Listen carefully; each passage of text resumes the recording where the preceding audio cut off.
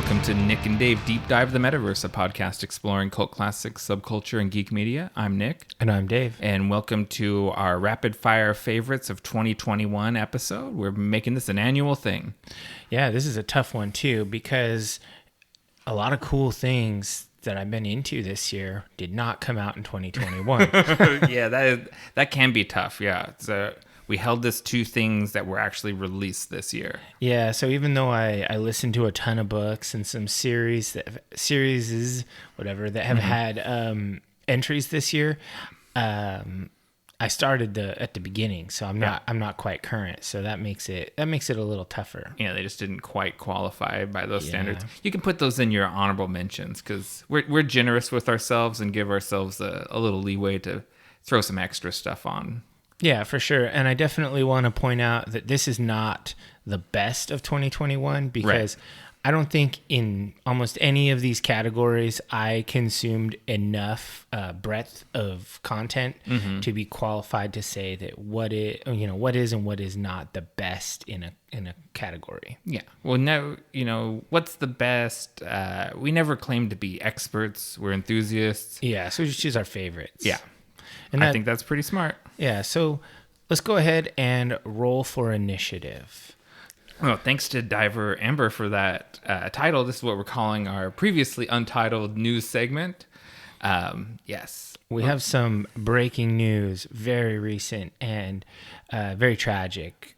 Anne Rice passed, one of the iconic vampire authors of our time, and of course vampire fiction being one of my favorite genres. Yeah, I was gonna ask you to talk about this if you didn't have it already on your notes, because this is definitely, I remember this is a big deal to you. Yeah, when I was a teenager, I was actually talking to Carrie about this today, how I learned that you could get free books at the library, and I read every book that she had published by the time I was about 20, I was fully caught up on the Anne Rice bibliography. Yes, but the big ones were the Vampire Chronicles, and so I was hugely into them, and they were very influential in my young goth punk metal mentality, and they were really great books. We've talked about deep diving Interview with a Vampire. Should it jump the line, you think? Can we move that up soon? I think so. I think it's worth it. It's a great movie. It's definitely better than the other two adaptions. And I think that there's two? The Queen of the Damned, and what's the didn't they make another one? No, I don't know. Okay. It's been too long. But yeah, I think that I was mostly into the books. That was always my thing.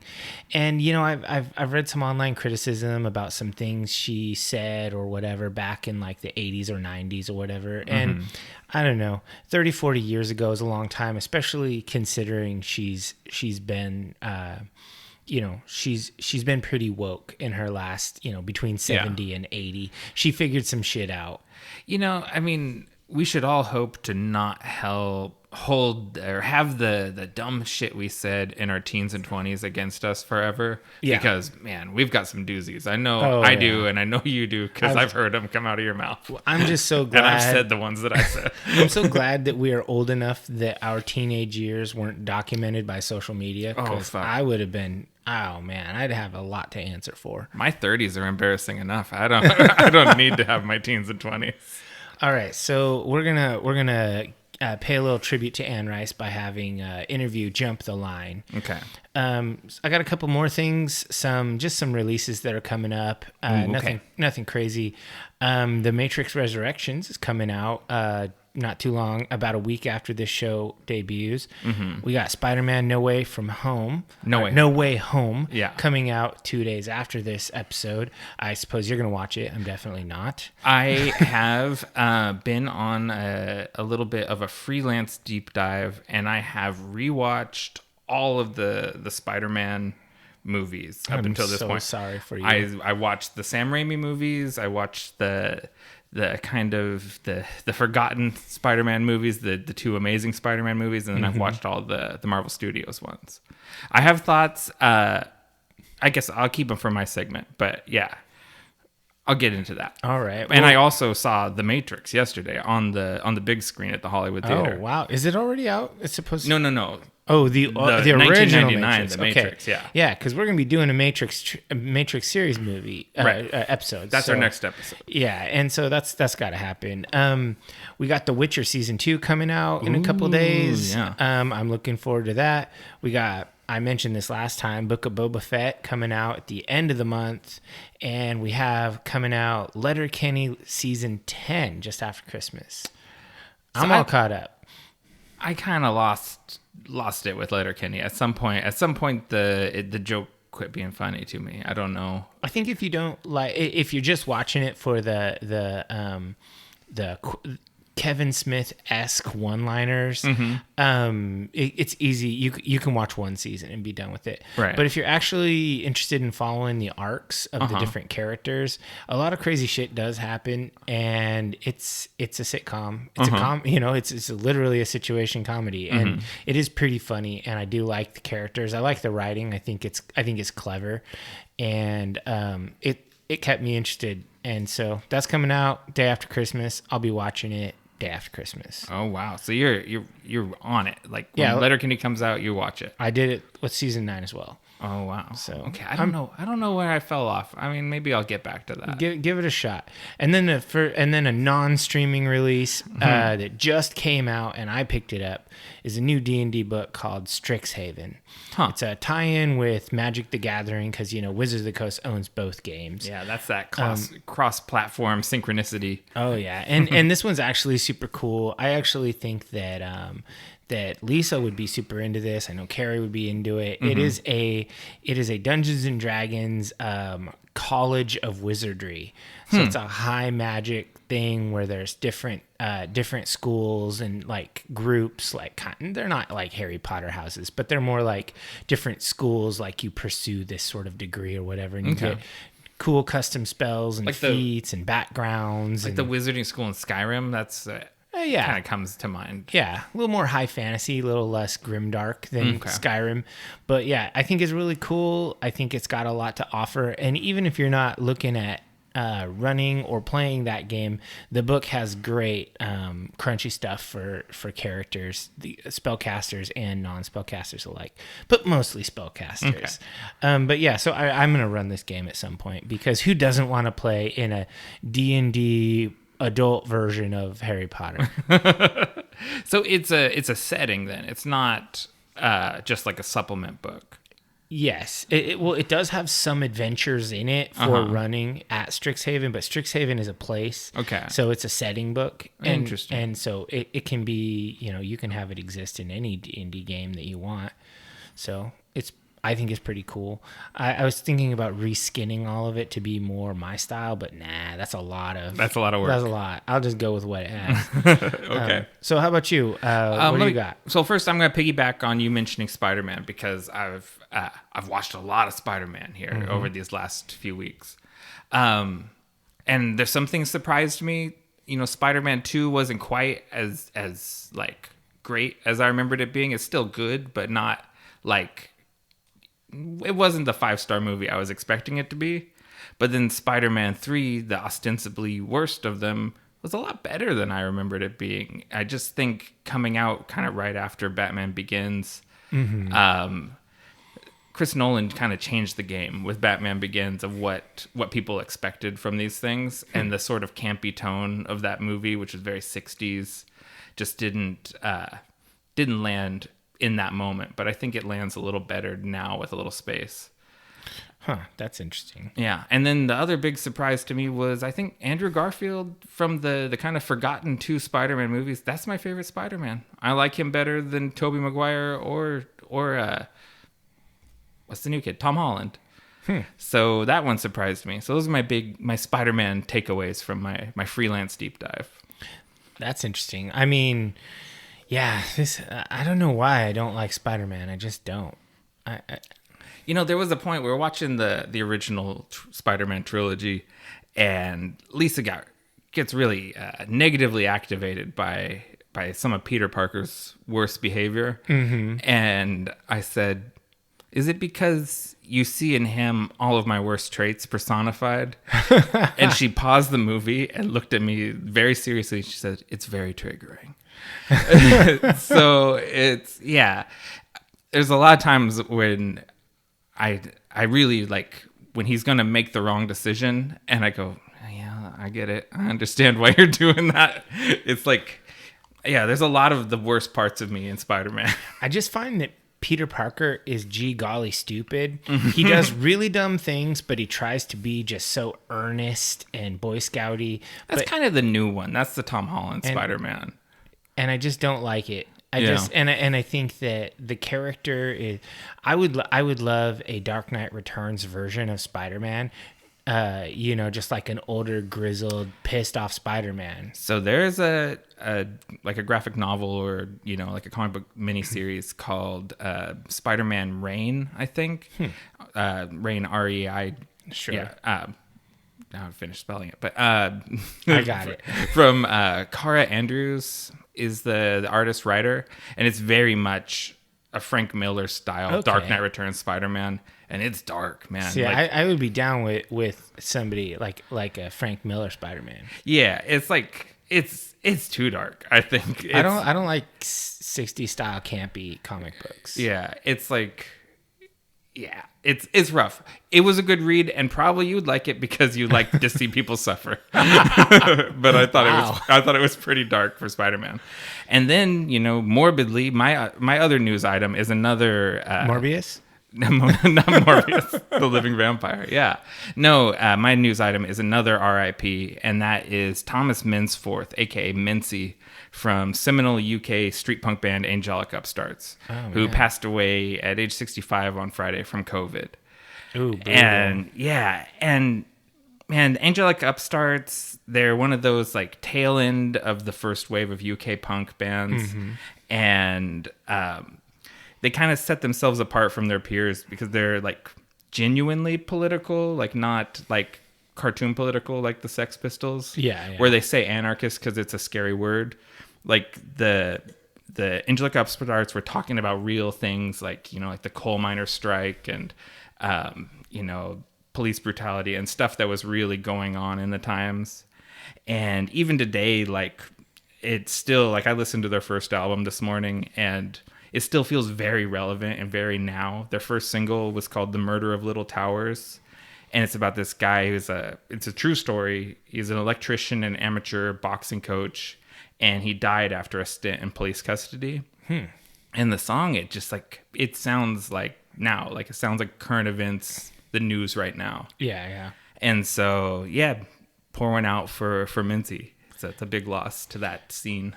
It's really, it's interesting seeing, like punk rockers who are old guys. Because it's like, I never thought of punk rock as like an old guy thing, obviously. But, it's been a long time. Those first wave punks are the cuspers of the baby boomer generation. Yeah, they're just, I think a lot of them actually like punk rock was made up by boomers. Yeah.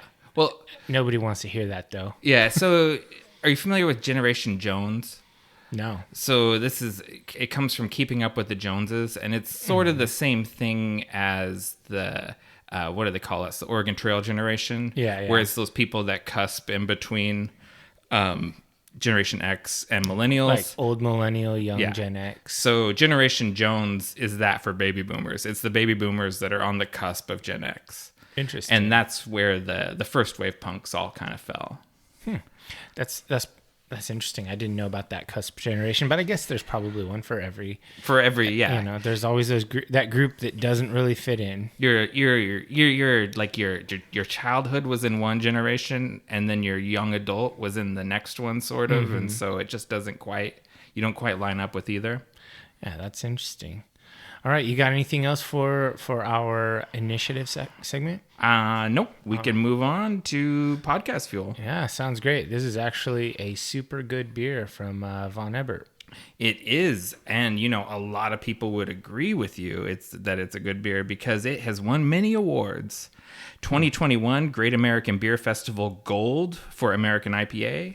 2021 Oregon Beer Awards Gold for American IPA, and 2019 North American Beer Awards Gold for American IPA. Yeah, it's pretty legit. Yeah, I thought, well, for one, Von Ebert is a brewery that we're both big fans of. Yeah. And for two, I wanted to get something that suited the theme of our favorites of the year, best Volatile of. substance. Yeah, so this one seems like this is, with all these awards, this kind of fits what we're doing today. Nice.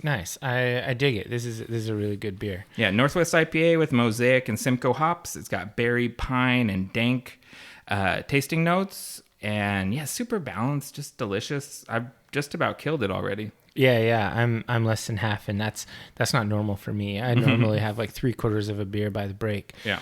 So speaking of a break, let's take one, come back in, and get into these favorites.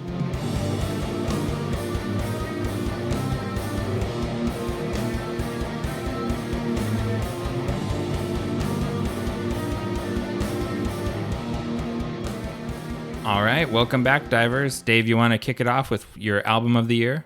Yeah, but we're going to play a mini game. For each of these, we're going to try to guess the other person's, just because, we hang out a lot.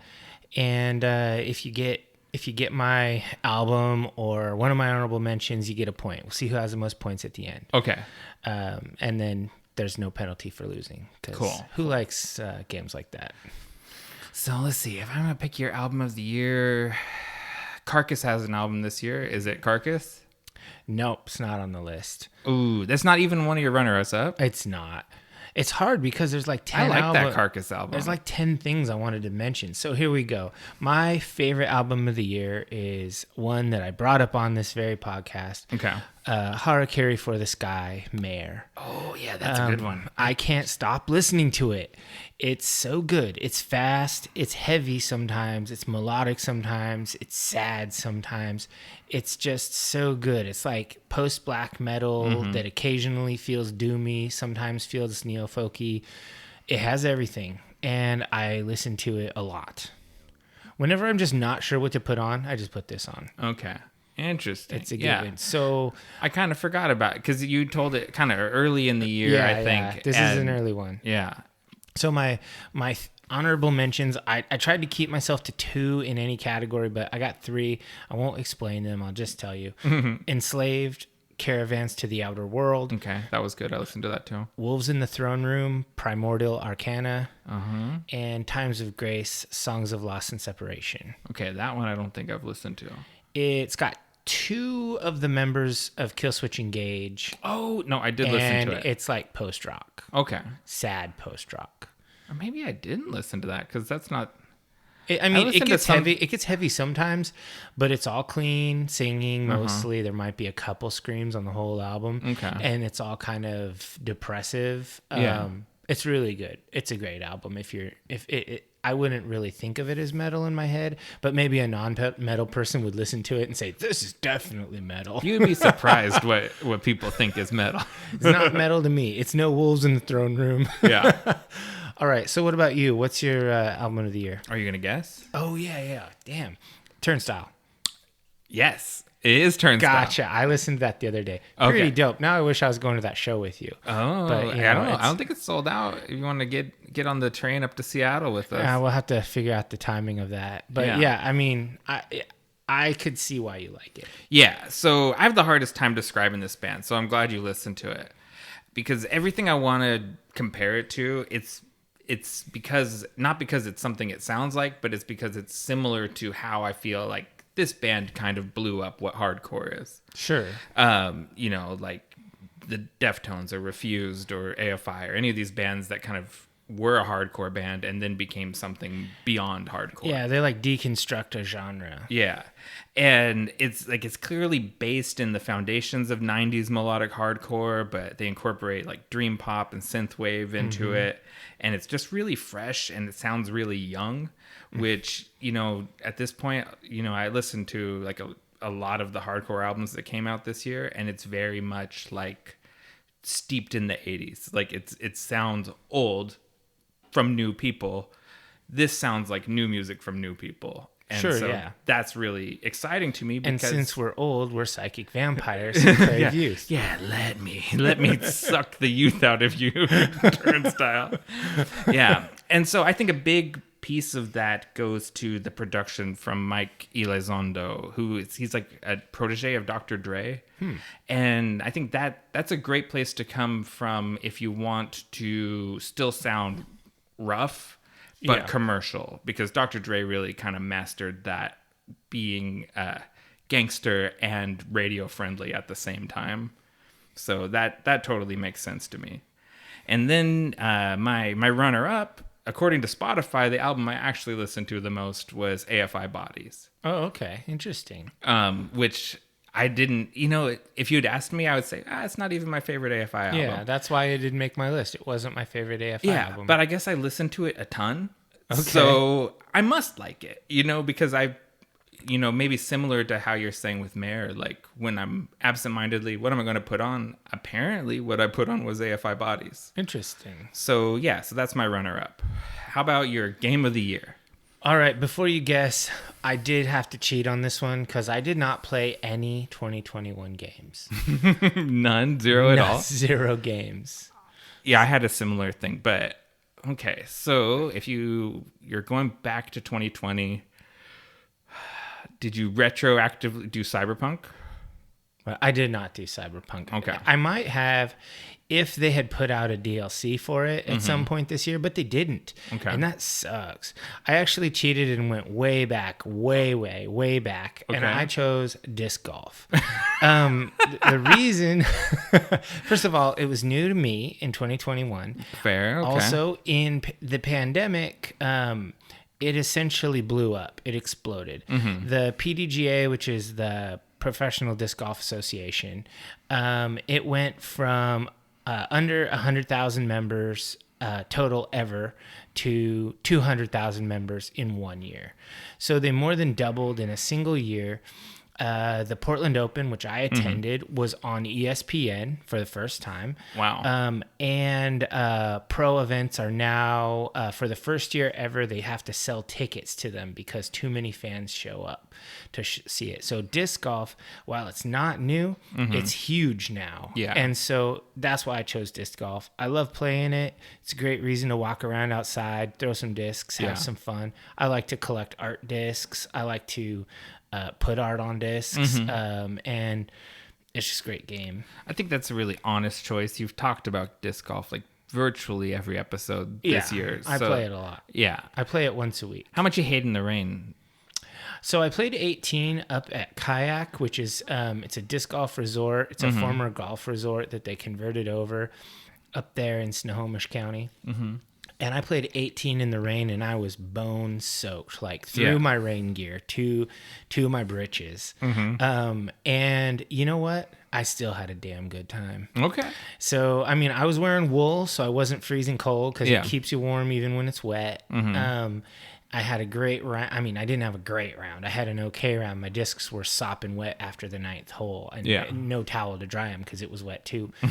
But I had a fun time. I don't love tromping around in the mud, honestly, but I like the game enough to do it. Okay. So I still play every week.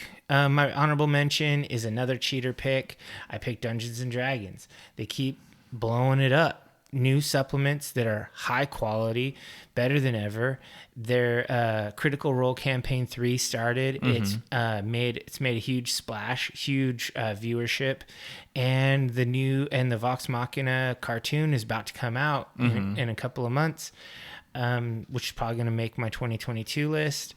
And I'm also I also think that them announcing that there's going to be a edition refresh at the 50th year anniversary is pretty big news. So is that 6th edition or is it a 5 point? It's going to be like a 5.5. Okay. Your fifth edition supplements will still work, but there's going to be class revisions and spell revisions and core mechanic revisions to make things a little more streamlined and a little more modernized. Get rid of the concept of race, go more with a lineage idea, something that's a little more modern way of thinking about fantasy games and stuff. I bet the man babies just really get upset about that. The man babies hate the shit out of it. But honestly, all the supplements they put out, like Ravenloft and Tasha's and all that, that have led up to this, they're all awesome. So it's going to be good. I have faith. I looked back at last year's, and your Tasha's Cauldron of Everything was your game of the year last year. So you similarly kind of went a little rogue. But it was a release. This year I could choose Ravenloft. It was released this year, re-released this year. No, I think Disc Golf is an honest choice. Yeah, that's true. It is my It was your game of the year. So how about you? What's your game of the year? Okay, let's see your guess. Yeah, you haven't been talking a lot about games, to be honest. So I'm just gonna guess. Man, I don't have a guess. I can't tell. No, it's fine because I haven't talked about video games because I haven't really played anything until like just recently. Oh. I got Marvel's Guardians of the Galaxy. Oh, is it a fighting game? No, it's like a third-person action-adventure game that you play as Star-Lord, and then the other Guardians are essentially like you think about like how your companions behave in not Skyrim but Fallout. Okay. So it's like you have 5 of those companions instead. Interesting. They just kind of do shit. Yeah, they do shit, and you do coordinate them in battles, like you call out commands and stuff. Huh. And here's the hook. I realized after playing it for just a little ways in the game, maybe a quarter of the way in, it's a D&D game. Oh, and that's your party. That's your party. Star-Lord is a bard. Drax is a barbarian. Gamora is a fighter. Groot is a druid. Rocket's a rogue. And it plays like a D&D game, and you dungeon crawl with the Guardians of the Galaxy as your D&D party. That's dope, because D&D is awesome. It's a lot of fun. Like, there's little D&D kind of Easter eggs kept happening. Because, like, one of the very first enemies you encounter is a gelatinous cube, basically. And I'm just like, that's like a D&D monster. And like as I played the game longer and just more D&D stuff kind of showed up, I was like, they based this whole thing on D&D. This is a D&D game.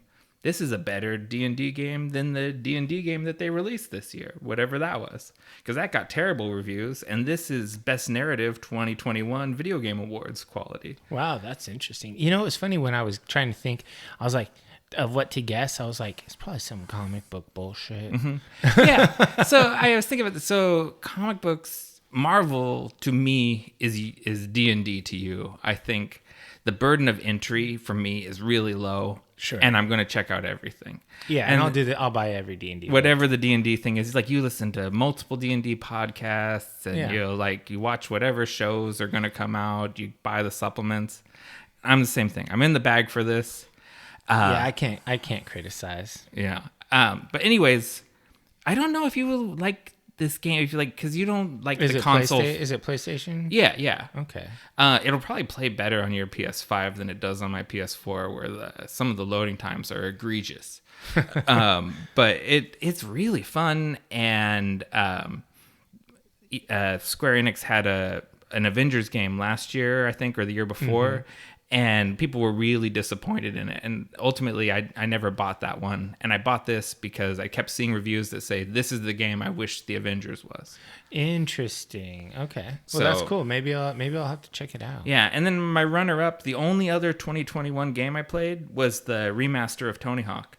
Oh, man, that's a remaster. And I don't know if that even counts. That's like me cheating. Yeah, it's like this is a game from the 90s. I didn't cheat in any other category, I'll say. Okay. I kept it straight. Well, then let's see. Your show of the year, I'm going to say Wheel of Time because you talk about it a lot. We'll give you the partial. That's in the honorable mentions. Oh, okay. It's not your top one. It's the reason is it's not done yet. It's not over. It could shit the bed. I don't think it will. No, because I'm really liking it. It's still got 2 more episodes before it's over, as of this recording and as of this release, actually. Okay. So I'm I think it's going to be cool. I'm really enjoying it. But my show of the year is something that is done, finished up this year, and I'm stoked for the next season. What We Do in the Shadows. Season 3. Did you like this current season? It's the best season yet. Wow. And I'm not alone. Like, there's a lot of people that said that. Like, I laughed my ass off through the whole thing. I love the Guillermo and Nandar plot lines. Mm-hmm. Nandar's my favorite. He's hilarious. Mm-hmm. The actor is just so good. Yeah, I'm a Laszlo man. Oh, I would have figured you like Laszlo. I find myself walking around the house, fucking guy. Like, I say that about my cat. Yeah. And I love the Sire plot line. That was so funny. I love the Mark Hamill episode. Yeah. Because, Tony Daytona That's last season. That's not this season. No, that's season 3. Did they split season 3? I don't know. Maybe the Mark Hamill was season 2. I did power watch all of them again. Oh, did you? Okay. I did. I really liked the Colin Robinson plot twist at the end. Yeah, that is pretty dope. Do we spoil that? This is not a spoiler-free podcast. Never has been. Never will be. Oh yeah. So Colin Robertson was reborn as a baby. So like they find out. Laszlo finds out that psychic vampires live exactly 100 years and then they die. Mm-hmm. And so on his 100th birthday, he dies, and you eventually figure out he's rebirthed himself as a baby, and Laszlo is going to take care of him. He sent Nadia off to London with Guillermo. locked in a crate full of what was Pedialyte and Oreos, because that's what humans need to survive. Oh man, it was really funny. I love that show. It's one of my favorite shows on TV. Carrie cursed me for not choosing Wheel of Time, but that's okay. My other honorable mention is Reservation Dogs. Oh, I loved that show. Uh-huh. I want more. It's super good. So let's see if I can guess your show of the year. I don't know, maybe Reservation Dogs. Yeah, you got it. Okay, yeah, Man, good. You pay better attention to me than I do to you. So yes, my show of the year, Reservation Dogs. We've talked about it on the show before, but I'll just repeat some of the key vitals. Mm-hmm. It's created by Sterling Harjo and Taika Waititi for FX on Hulu. Man, I had 2 of his shows on my list. Taika, yeah, he's good. He's the man. So there's a Marvel thing you can be excited for. That's Thor: true. Love and Thunder. I'll watch it. So Reservation Dogs, if you're not familiar, is a comedy drama about indigenous teens living on a reservation in Oklahoma. And this is the sort of stories that really appeal to me, where it's something very specific, but at the same time universal. Because it's like, I don't have any connection to this world. I've never been to Oklahoma. I've never lived on an Indian reservation. But there's still a way that a humanist way that I identify with the characters and relate to it and emotionally invest in it. And it's funny and it's sad and it's got everything. It's like the whole human experience. Yeah, I love those episodes with like the hunting episode. Oh yeah, that's so good. And I love the 2 little dudes on their bikes who are always rapping and stuff. Right. Like, I mean, so many great characters in this show. It is filled with great characters, and I don't mean to single out like the only white person in a whole BIPOC show, but Bill Burr came in. Just like he did on Mandalorian. Oh, yeah, as the basketball coach. Special guest star, and did one of the best emotionally impactful episodes of the whole season. And I guess that's what you do with Bill Burr. Yeah, Bill Burr crushes. He's great. Yeah, you just bring him in, you're like, I need someone that's funny, but can be sad. and funny and sad, that's like his brand of comedy. Yeah, and Bill Burr comes in and does it. And yeah, so I love this show, and I don't have a runner-up. So I'm going to use my runner-up space to say watch Taika Waititi's film Boy, which feels like the spiritual forebearer of this show. It's set in New Zealand. It's not set in America, but it's the same kind of stories and the same mixture of humor and sentimentality and sadness and everything. Interesting. So, and it was on one of the streamers like Amazon or something. It was something I could stream without buying it, I think. Nice. Or resorting to a free Vero trial or something. Oh, maybe I did that.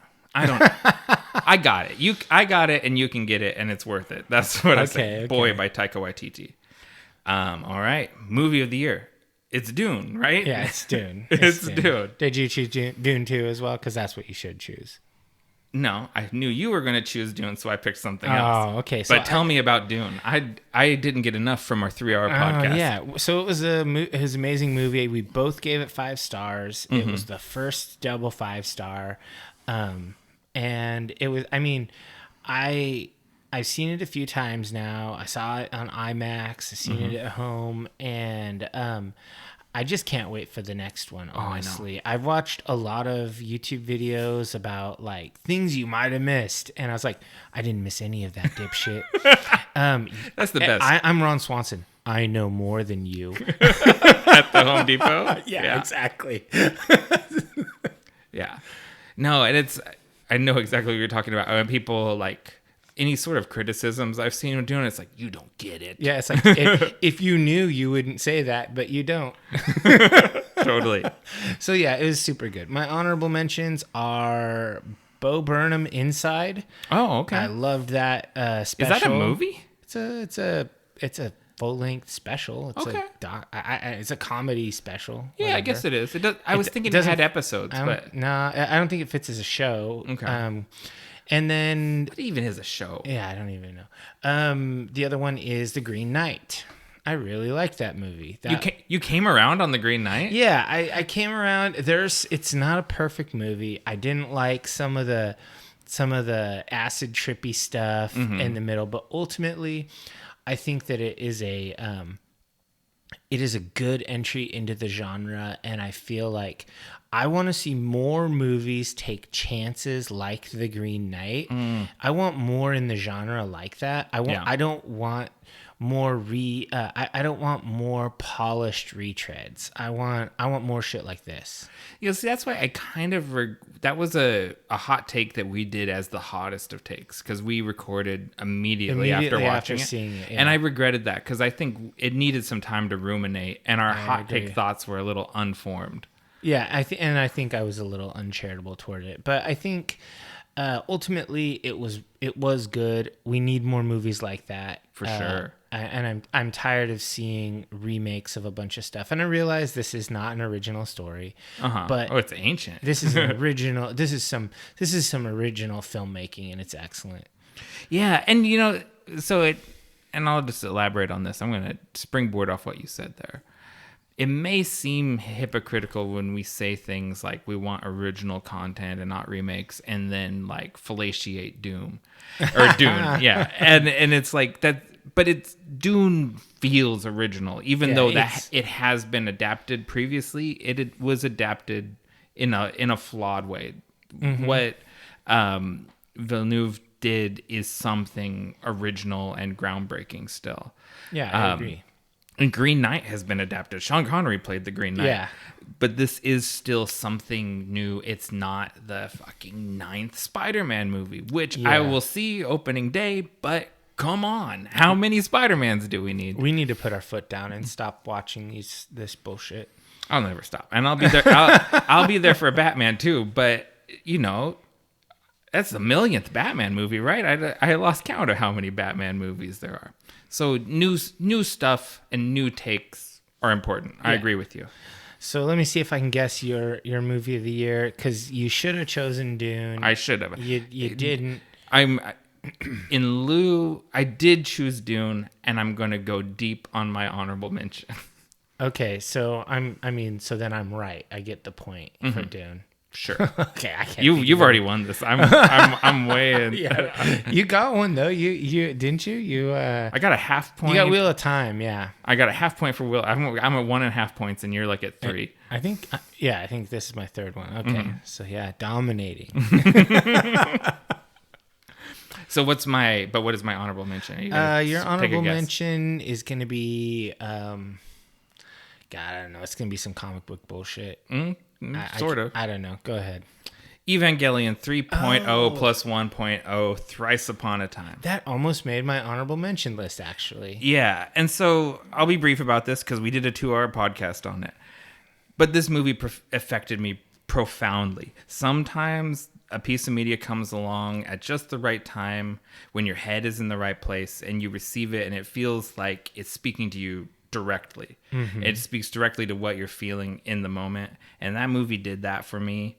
And so it's a little unfortunate. My movie of the year, it takes like tons of media homework for you to get into it. And it's really esoteric and weird, and maybe you won't get it.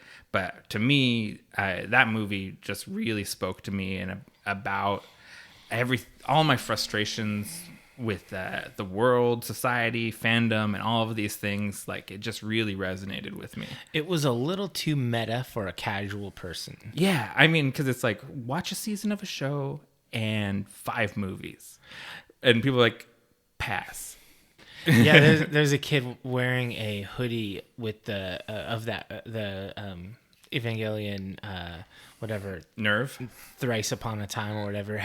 He had a hoodie on with the movie poster thing on it, and I just said, I watched that. And he looked at me like, what the hell, you're old. Oh yeah, it's pretty funny when you let kids know I know what's going on in your world, kid. Come on, Evangelion's from when we were kids. It's for not real. Theirs. Evangelion that's total. I mean, that's millennial anime. That's that 90s with Cowboy Bebop and like that sort of Rip Cowboy Bebop. Yeah, I mean, you talked about that last episode. I still haven't watched it, and I never will. I didn't love it. Yeah. Bummer. Too bad they didn't do a better job. What is your book of the year? You got to guess? You're probably going to guess at least my honorable mention. Yeah, because didn't we get a Dresden Files book this year? We did not. We got 2. We got 2 last year, and there's not a new. There wasn't a new one this year. Okay, hold on. Otherwise, that would have been an easy slam dunk. What is? Oh, jeez, what book series? What's another book series I'm drawing a blank. Let's not waste air on it. Yeah, you're not going to get it anyway. The actual book. Okay. It is called Kith and Kin. It's by Marika Nijkamp. I'm sure I'm saying that wrong. It might be Nijkamp with the silent J. I don't know.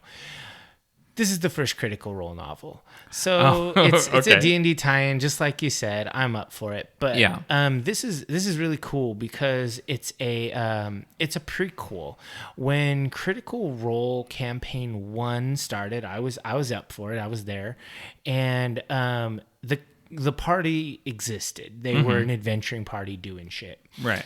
This is an origin story of 2 of the characters who are twins, and they brother and sister who were 2 of my favorites, Vax'ildan and Vex'alia, half elf ranger, half elf rogue, and this is their origin story, and it kind of takes them from their childhood up until their adulthood, and it's super good. Like, they were able to hire an amazing author to write this. Mm-hmm.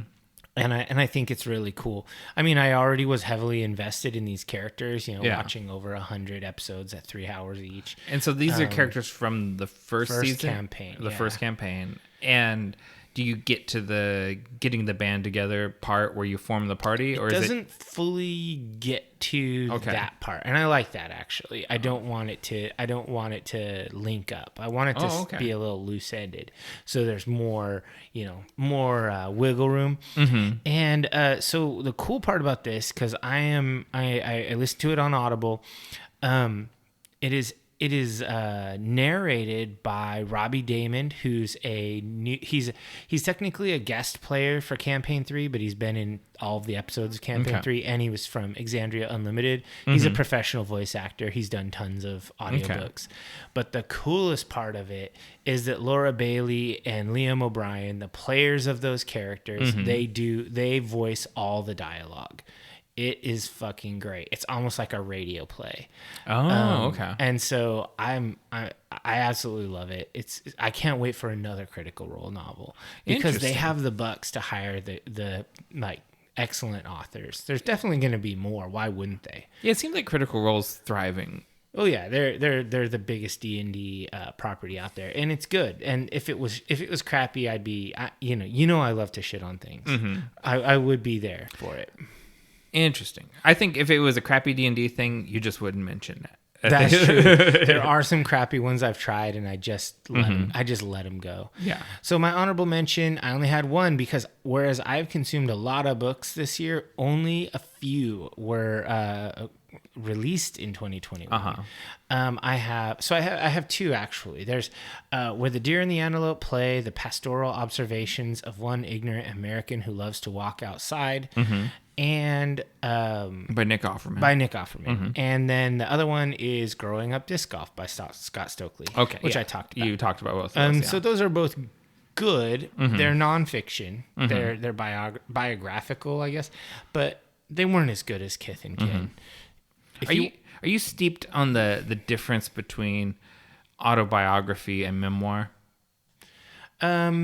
Being a certified English teacher, I probably should know these sort of things, but they're mostly, I think, don't quote me on this, but basically a memoir is not held to the highest level of accuracy as an autobiography is. Okay. Interesting. Okay. That sounds kind of right to my reckoning too. Yeah, I'm probably wrong, but I'm not going to Google it. You're in the ballpark. Yeah. So your favorite book this year was probably a trade paperback of a comic book. No.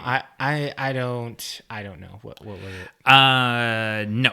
My book of the year is Once Upon a Time in Hollywood by Quentin Tarantino. Did that come out this year? That came out this year. Wow. It is Tarantino's debut novel, and to call it a novelization of the film by the same name would be misleading because it's like an alternate telling of the same story. Okay. And it expands on everything. Like, it provides a lot more context, a lot more backstory. It goes deep on parts the movie just sort of brushes over, and it is kind of edited in a different order than the movie is. Like, the climax of the movie gets mentioned offhandedly kind of in the middle third of the book. And it's very different. It's its own thing, but the two properties enrich each other. The book enriches your viewing experience of the movie, and vice versa. If you've seen the movie, then the book comes to life in a way that it wouldn't otherwise. That's interesting. Yeah, and so if you don't know the story, it's about slightly past his prime Western star Rick Dalton, who's played by Leonardo DiCaprio in the film, and his stuntman turned valet Cliff Booth, who's played by Brad Pitt. And it's set in Hollywood at the end of the 60s, around the time of the Manson family murders. Okay. And it mixes real life events and fictional ones, and it presents an alternate history. So where Tarantino he fixes the things in his mind that went wrong in these events. And it's really just like this sort of love letter to that era of Hollywood. And it has some weird parallels to Hollywood today, like the way Westerns were in the 50s and 60s is very much the superhero movies of now. Sure. And this is at the end of that run, which is really, after 20 years of superhero movies, that's where we are right now, too. Yeah, what's going to be next? Jeez, I don't know. What is the next? What's the big... Let's see, what pick... Is it heroic fantasy? Is that where we're going into? Oh, I would love that. 20 years of high fantasy stuff, dragons and shit. That'd be dope. But I actually think we're gonna go more sci-fi. I think we're I think that there's gonna be some post-apocalyptic stuff. I have dystopia burnout where like I don't enjoy dystopia the way I did when I didn't live in one. So I think the high fantasy maybe that seems more like kind of what's popping. Maybe high sci-fi, like maybe Star Trek style. Aspirational sci-fi. I'm there for that too, where it's like it's not cyberpunk dystopia. It's like where we got things right sci-fi future. Like the newest season of The Expanse just started, so that's some sci-fi. It's not aspirational. No, that's dystopic. You think so? I don't know. I have never watched it. You should. I should. It's the best sci-fi. I should watch it. Everyone tells me that. And my honorable mention is Yours Cruelly, Elvira by Cassandra Peterson. Huh, and that's cool. It's a memoir by judging by it's like one of those sort of tell-all memoirs. She's really like such an icon to me and a hero, and just someone I really have liked since I was a kid. And I thought I kind of knew her biography pretty thoroughly, but there's a lot of spots I didn't know. She's kept a lot kind of close to the vest, and she unveils a lot of her life in this book, and it was good. In the audiobook, she narrates herself, so that's always my preference. Oh yeah, for sure. I love it when they narrate their own book. Okay. Favorite Nick and Dave deep dive of the Metaverse episode. I'm going to say it seems like it can rain all the time is probably your favorite. It is. Okay. You got it right. And but it's actually called I Guess It Can Rain all the time. But yes, The Crow. I had a great time deep diving that movie. And it took me back to my teenage years.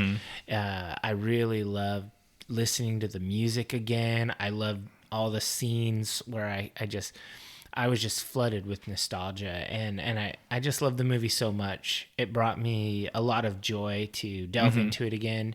For sure. And I just feel like I need to enjoy those things, more regularly, because there's nothing wrong with just watching something and feeling good about it. Yeah, those comfort watch things. Yeah. And The Crow mostly holds up pretty good. Like I really enjoyed watching it. Yeah. So I guess my honorable mention that I was gonna say that I really enjoyed it, but I'm not sure I could really consider it a proper episode. But I definitely liked our ratings episode. This is definitely 5 stars. Oh, really? Because it's just fun to go back through everything and talk kind of meta on it all. Yeah, that's why I was really looking forward to doing this episode for that reason. Because we kind of last year we did several of these where we just kind of hashed it out for a little bit. Yeah. And they're fun, lighter episodes, a little breezier. And so I was really looking forward to this too. So if I'm going to predict your favorite episode, I think it's going to be Skeletor is Love, Masters of the Universe. No, but that's a good one. Okay. We'll say that's my runner-up because I didn't pick a runner-up. All right. And that one was a lot of fun. That was a good one. I really enjoyed getting back into that movie. And we never talked about it. Did you watch the Netflix animated show? I did not. That the man babies got all upset about it because Tila got too many episodes. No, but that just makes me want to watch it more. Yeah, it's fun. And now both halves of the season are out, so you can just binge the whole thing. What streaming services? On Netflix. Oh, okay. It's fun. It's light. It's Masters of the Universe. It's not deep shit, man. But it's a good time. Can we get some sweet Battle Cat action? Not as much Battle Cat as you might like. Man. We'll spoil some things. He-Man dies early on, but they get him back. It's very much like, it's no holds barred. Yeah, a lot of shit happens. We get a savage He-Man that's like a hulked out He-Man at one point, who I could have done with more of that because that was awesome. Anyways, I'm talking too much about Masters of the Universe. My actual choice was episode 30. Flip this. Let's go do some crimes. Oh, man, I'm surprised. Repo Man. So that was, it's definitely like a flawed movie, but there's not a movie I enjoyed deep diving more. And there's certain concepts that Repo Man introduced me to, like the lattice of coincidence, that have really stuck with me. Like that plate of shrimp thing where you're thinking of a plate of shrimp and then someone says plate of shrimp. That sort of shit happens all the time. And I always hear Miller tell me, the lattice of coincidence. And I can't believe you chose a 3-star movie as your number one. The episode, the whole process, watching the episode it, is its own content. And I have become a devotee of diuretics, the science of matter over mind. I bought a Repo Man patch to put on my battle vest. Oh, that's dope. And so, yeah. I'm definitely going to be getting a Hangman's Jokes patch to put on mine. Oh, sick. Yeah. I almost want to do like a whole jacket of just the shit that we talk about Oh on the show. man, like a show jacket? That'd be pretty cool. Yeah. And this, I'm going to sneak in another in memoriam because I think on Friday, Michael Nesmith died. Oh yeah. So he produced Repo Man. He was a monkey. His band, the First National, is one of the originators of country rock, alongside like the Byrds and the Eagles and all those great bands. He more or less invented MTV, and he produced a bunch of cult classic movies like Repo Man and Tapeheads. And Michael Nesmith, pretty cool dude. So R.I.P. You know, honestly, I think that the Monkees was the least notable thing he ever did. Yeah, but he's really, so in the Monkees, because they were a boy band produced for a TV show. Yeah. He was the guy that was like, I want to write my own music. Yeah. And he was the one that made the Monkees become a band, like an actual band that wrote their own songs. And then, that's cool. Yeah, when the show got canceled, he went on to bigger and better things. Or better. Nothing. Yeah, the Monkees were big. huge. Yeah. All right. Wildcard. Yeah, I don't know how you can even predict Let a me wild think. card. Dave's wild card. What's a wild card thing? I see. Here's where I would have picked disc golf because I would have felt like it kind of didn't quite fit. But I think your wild card, I'm still going to think it's disc golf. And I think it's this new hobby where you're dyeing discs. Oh man, yeah, that's a good guess, but it's not what I chose. But Okay. I am getting pretty interested in this whole dyeing disc. We're looking at buying a Cricut vinyl cutter and doing digital stenciling and stuff like that. Oh man. Maybe even doing some online retailing of art discs. Interesting. Anyway, but that's not what I chose. I actually chose 2021's best and greatest undisputed release of any and all things. Okay.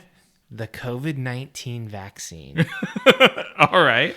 Because it was released this year. Okay. That's a great wild card. And it changed my life because divers who don't know me personally, I'm relatively healthy. I'm not mega fit, but I can run a mile. I do physical activities as my hobbies. It meant that if I get sick, I probably won't get that sick because I'm relatively healthy. I have low blood pressure, no lung problems, etc. So that means I can live my life a little bit more laissez-faire, a little bit give a lot less fucks about getting my wife sick.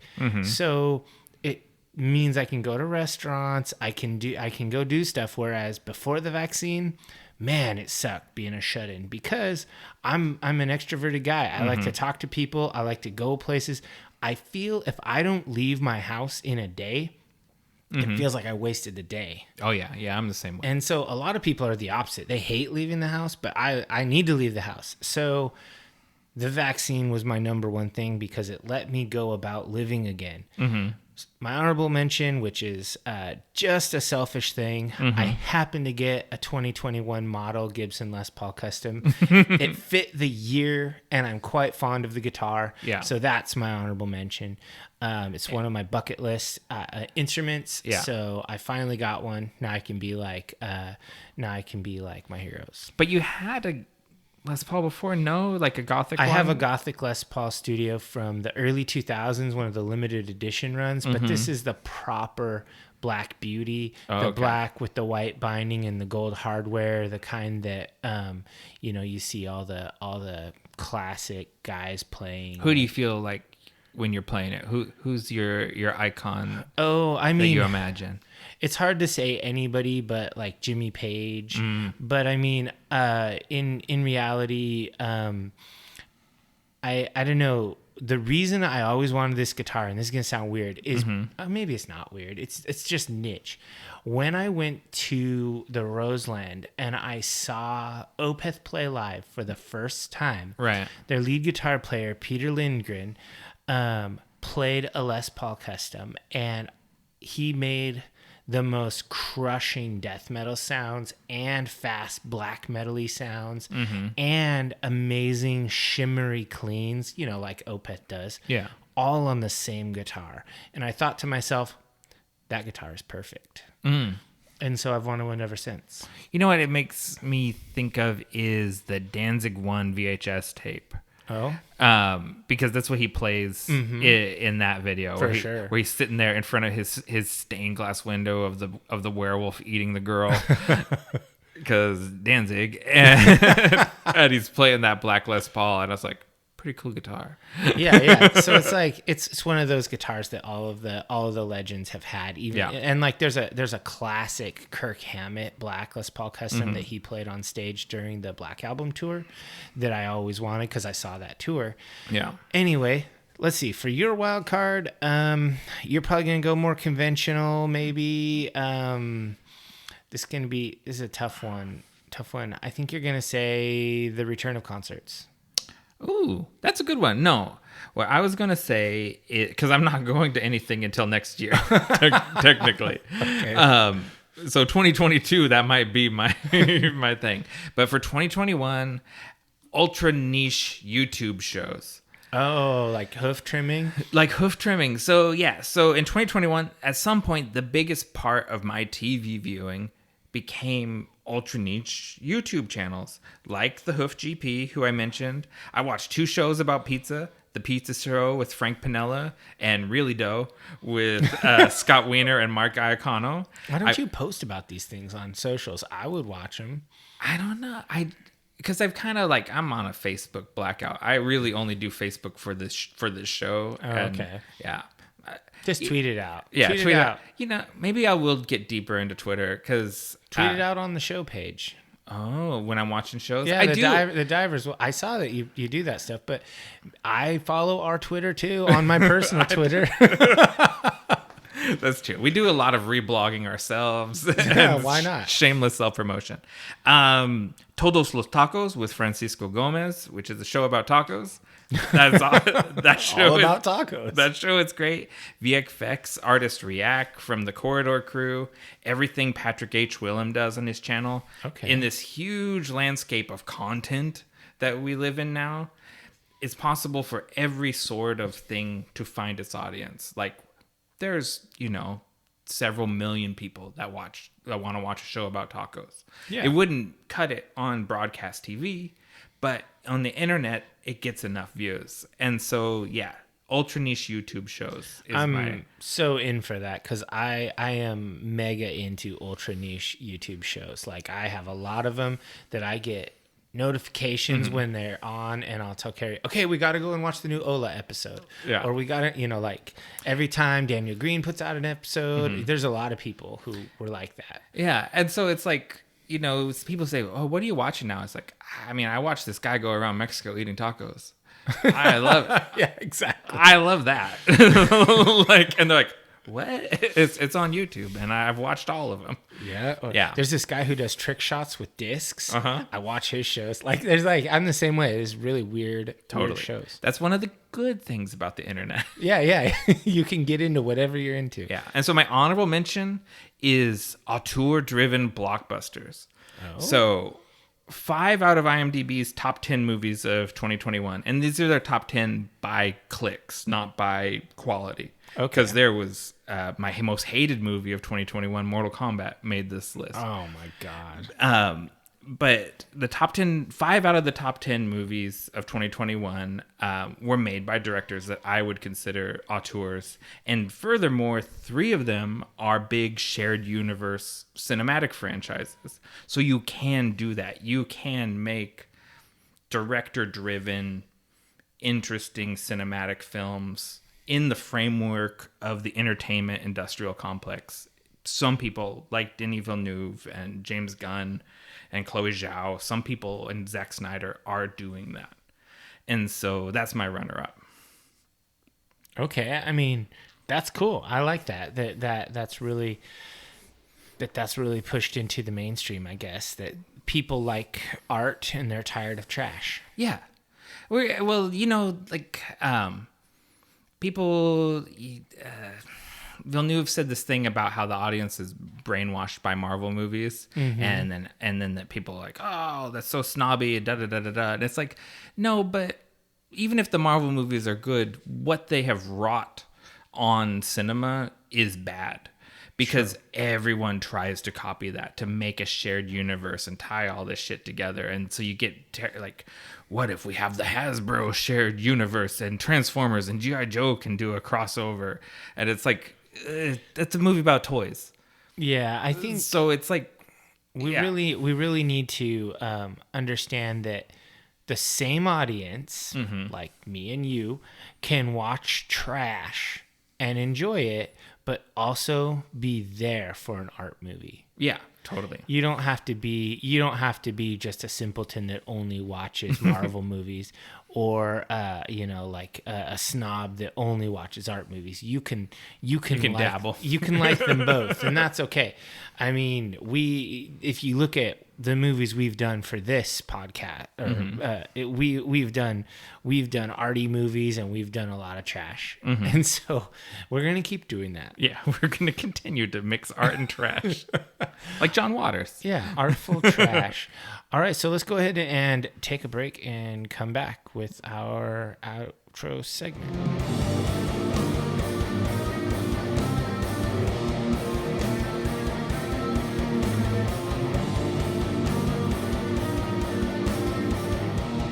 Okay, welcome back, divers. It's our final segment, the one where I asked Dave, what are you into right now? But before we do that, I do have to admit, Dave won our points. That's as far as guessing. He guessed way more of mine than I did of his. Yes, I will redeem those points at some point.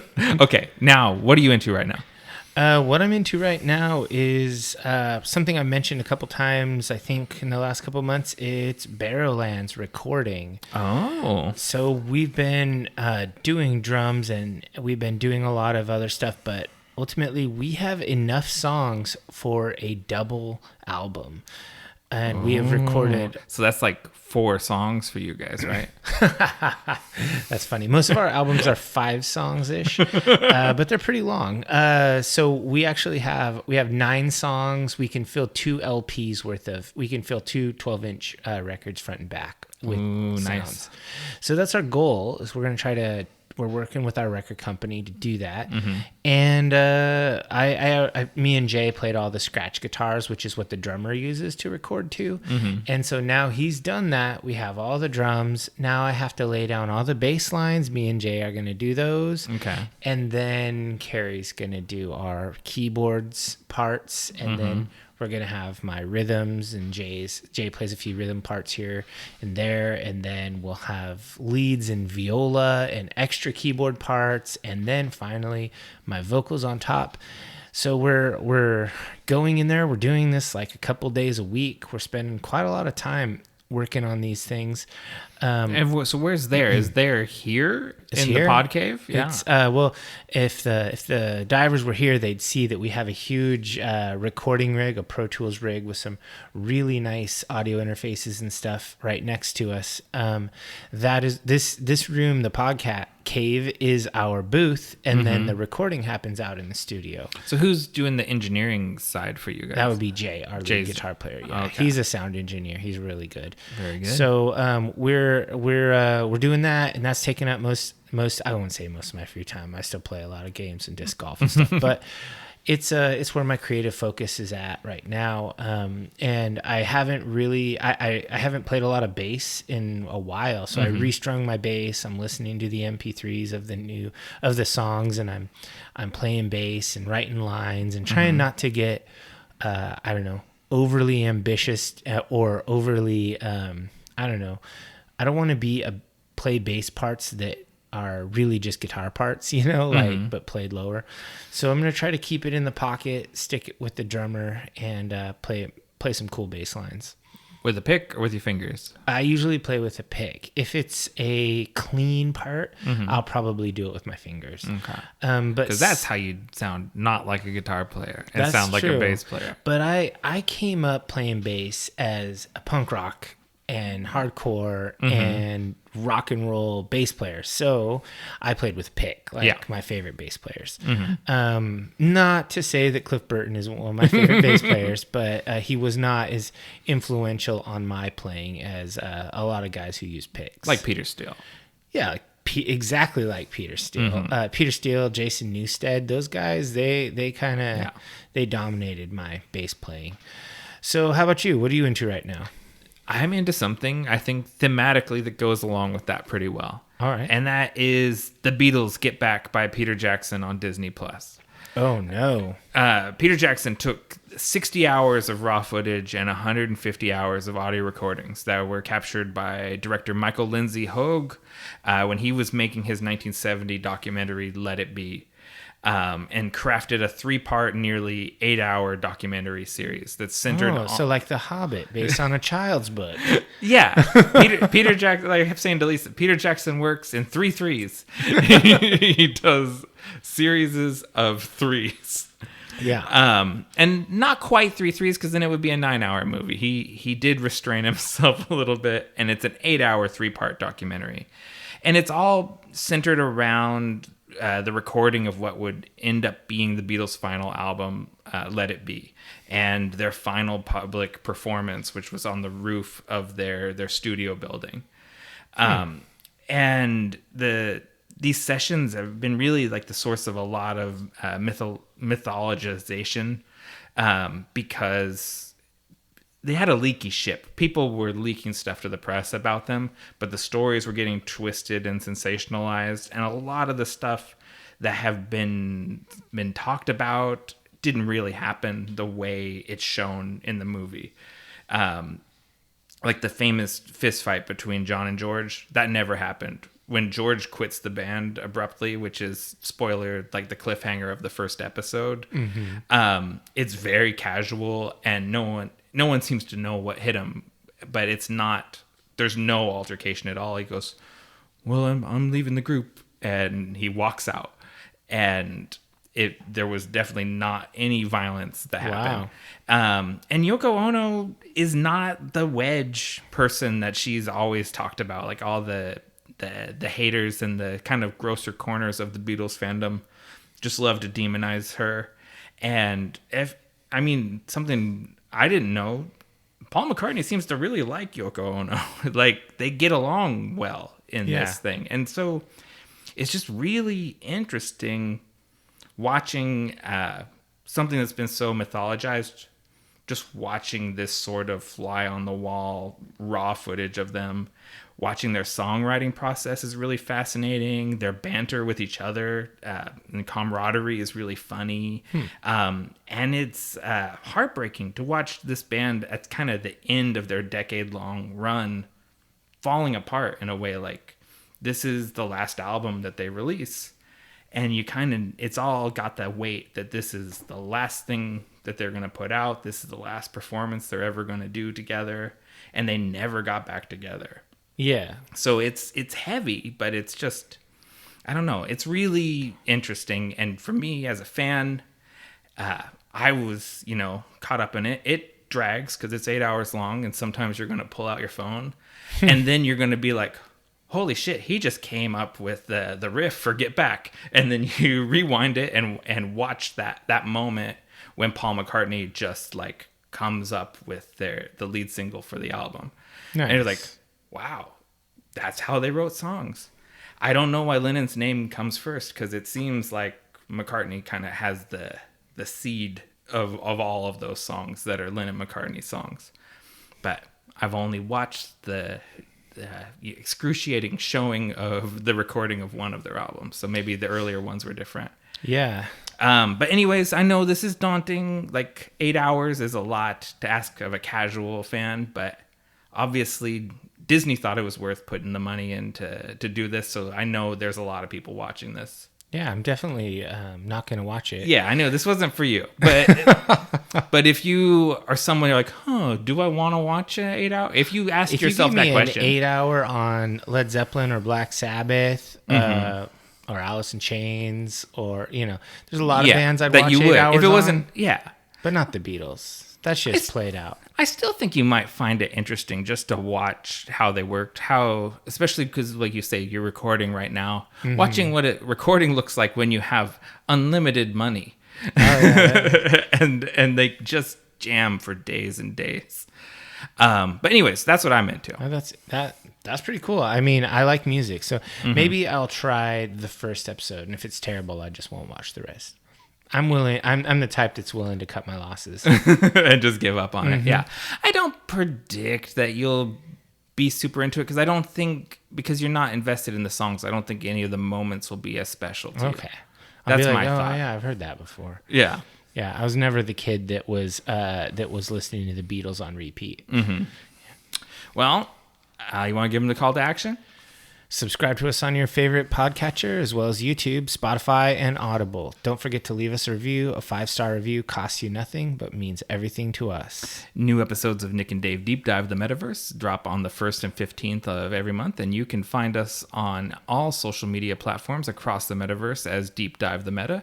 We are on Facebook, even though they're trying to steal Metaverse away from us. We're on Instagram because we like pretty pictures, and we are on Pinterest, even though they flagged a link to our own episodes as spam and wouldn't let me share it to a board. I think we need to cut the cord on Pinterest. I've put so much time into curating those pages. Well, I guess this is really goodbye. Don't say goodbye. Say good journey.